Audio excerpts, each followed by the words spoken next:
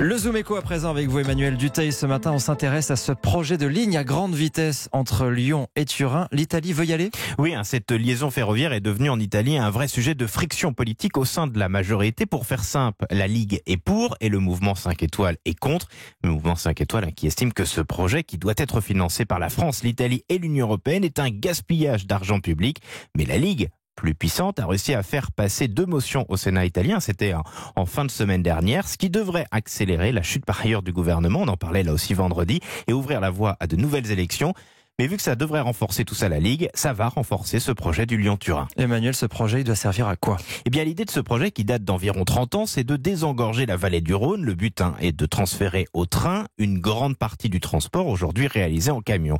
Il doit y avoir aussi des trains pour les passagers. Le chantier le plus important consiste en la création d'un tunnel international de 57 km entre les villes de Saint-Jean-de-Maurienne en France et de Suse en Italie.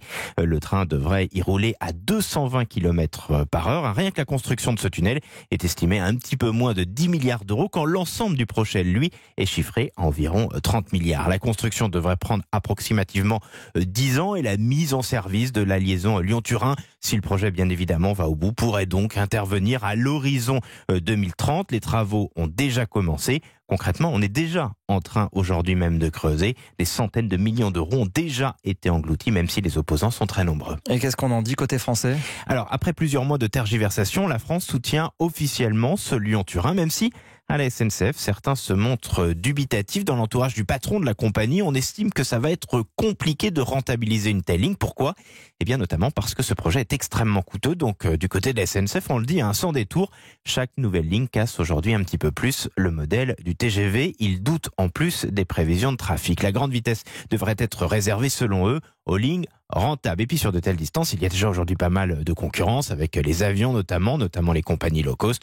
Sur des lignes comme Lyon-Turin, avec le prix des péages, la SNCF ne pense pas du coup pouvoir être réellement compétitive. Mais on le voit, le sujet est devenu extrêmement politique et ça semble malgré tout, et malgré les oppositions notamment des écologistes en France, très compliqué maintenant de reculer.